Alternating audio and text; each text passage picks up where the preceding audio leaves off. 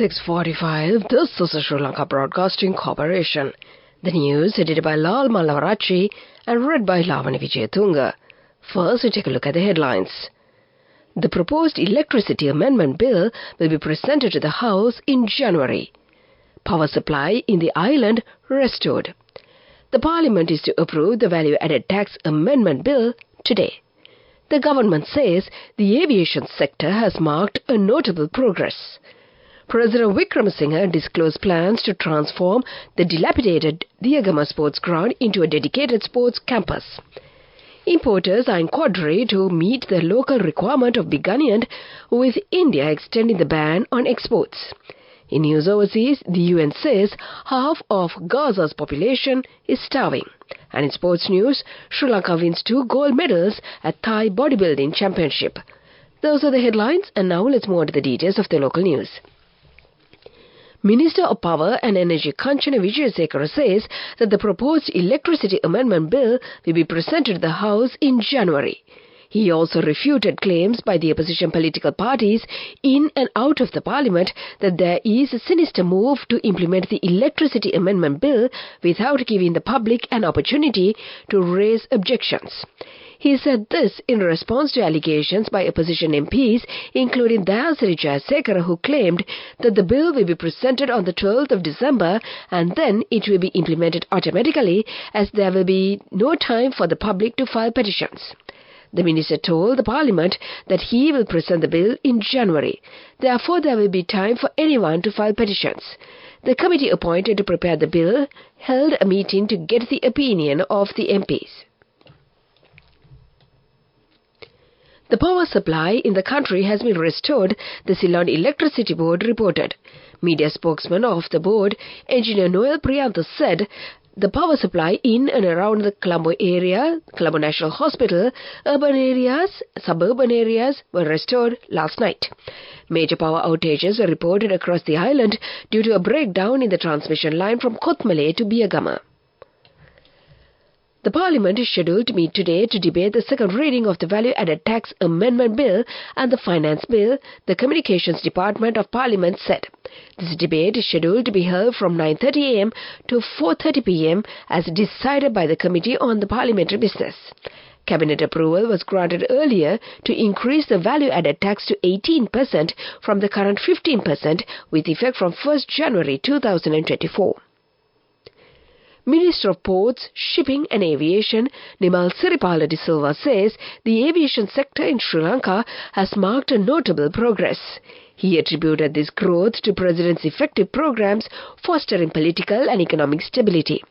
The airport and airline industry achieved a substantial profit of 26 billion rupees, encompassing Ratmalana, Mattala and Palali airports. Notably, 25% reduction in the Mattala airport losses and a 12 million rupees profit from the Palali airport were highlighted by the minister. Underlining the success, the minister reported a significant influx of 6.6 million tourists to Sri Lanka last month. Looking ahead, collaborative efforts with the Ministry of Tourism are underway to attract 50 million tourists to Sri Lanka within the next 5 years. Minister Nimal Siripala de Silva shared these insights during a news conference at the Presidential Media Centre yesterday. This is the news from the Sri Lanka Broadcasting Corporation.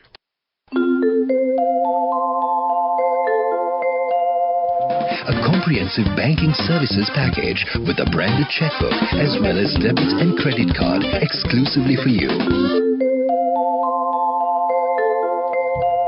And we continue with more local news. President Wickremesinghe disclosed plans to transform the dilapidated Diagama Sports Ground into a dedicated sports campus. This visionary project involves collaboration with the Cricket Board and other controlling bodies to develop the ground into a state-of-the-art facility. The aim is to create a hub where various sports can be nurtured and developed, aligning with Sri Lanka's broader vision of becoming a prosperous nation, excelling in both economic and sports endeavours. President Wickremesinghe's speech delivered yesterday at the university celebrations of the Colombo at the anniversary celebrations of the Colombo Calls Cricket Club marks a pivotal moment in the history of Sri Lankan cricket. His unwavering commitment to depoliticizing the sports, coupled with substantial financial support and visionary plans for grassroots developments, sets the stage for a transformative journey towards cricketing excellence by the year 2030. The President's vision, if realized, promises to shape the future of Sri Lankan cricket and position the country as a force to be reckoned with on the international stage. Wholesale vendors in Petta say that they are in quandary to meet the local requirement of big onion, with India extending the ban on exports of onion until March next year. India has done so to increase the availability of onion in the domestic market and to keep the prices in check. Sri Lanka depends mainly on India for its onion requirement because local production is small. A spokesperson of the Essential Food Commodities Importers and Traders Association said the importers were exploring alternative suppliers. Sri Lanka imports around 20,000 tons of onions every month. The price of onion has increased to around 300 rupee a kilo in the local retail market. And to conclude the local news, the headlines once again. The proposed electricity amendment bill will be presented to the House in January. Power supply in the island restored. The Parliament is to approve the value-added tax amendment bill today. The government says the aviation sector has marked a notable progress. President Wickremesinghe disclosed plans to transform the dilapidated Diyagama sports ground into a dedicated sports campus. Importers are in quandary to meet the local requirement of big onion, with India extending the ban on exports. And that was the local news. Elevate your life with People's Bank Excelsior. A comprehensive banking services package with a branded checkbook as well as debit and credit card exclusively for you. The main news story is brought to you by Sinhala Mahatma. The main news story for this morning: the government plans to bring in more professions into the formal sector by introducing more professional associations and practitioner license. Minister of Labour and Foreign Employment Manusha Nanayakara said in Parliament that the government hopes to introduce many more professional associations like the Bar Association. Discussions were held with electricians, housemaids, three-wheeler drivers, bus drivers and conductors and many others about this matter. Every profession must have a professional association that washes out for them and through which they can get recognition and a licensing system. So, to engage in business, a worker will need to have a practitioner license through their accreditation body, the minister said. And that was the main news story. The main news story was brought to you by Sinhala Mahatma.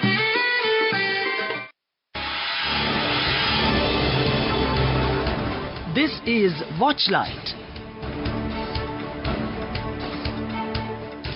The National Action Plan for Reducing Human-Elephant Conflicts was presented to the Sectoral Oversight Committee on Environment, Natural Resources and Sustainable Development recently. It was revealed in the committee that 433 wild elephants have died in Sri Lanka in the year 2022. The officials pointed out that the wild elephants have spread in an area of 62% of the country's land. The officials pointed out that the construction of electric fences should be done experimentally to reduce the human-elephant conflicts. And that came to you in Watchlight. Coming up, World News.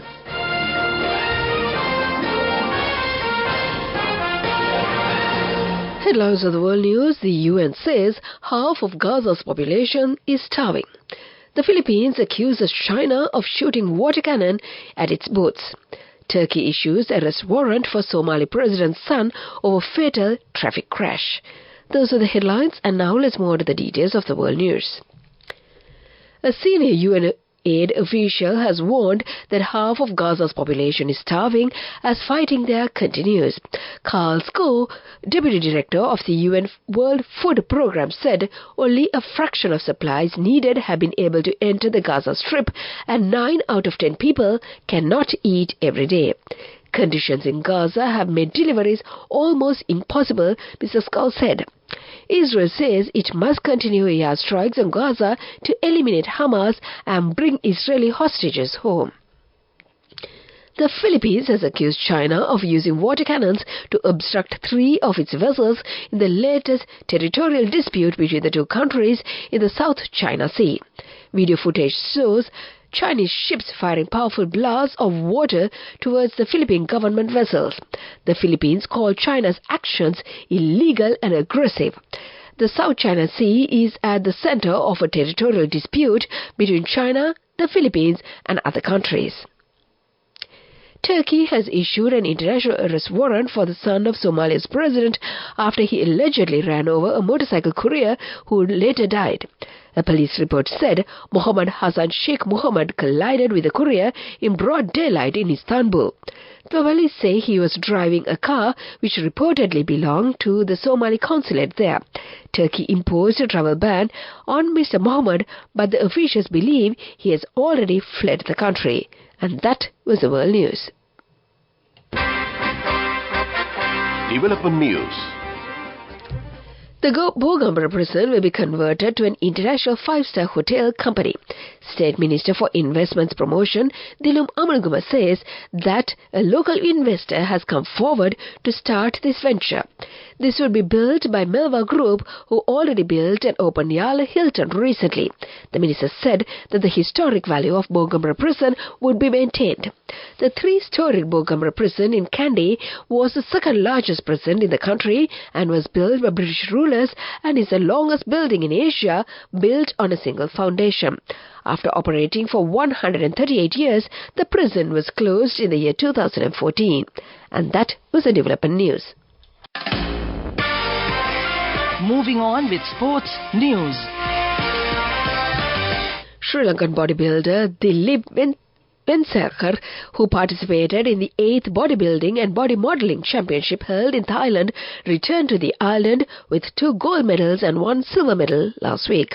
Over 100 athletes took part in the championship, representing 13 countries in Pattaya, Thailand. Venkateswaran won the 2 gold medals in the sports model and gene model divisions and the silver medal in the amateur bodybuilding division. Still on sports news, the Sri Lankan under-19 team won the 4th match of the Asian Championship cricket tournament played against Japan team in Dubai. Batting first, the Japanese team scored 75 runs and were all out in 30 overs. The Sri Lankan team scored 76 runs for the loss of 3 wickets in 12 overs. That was the sports news. Business news coming up.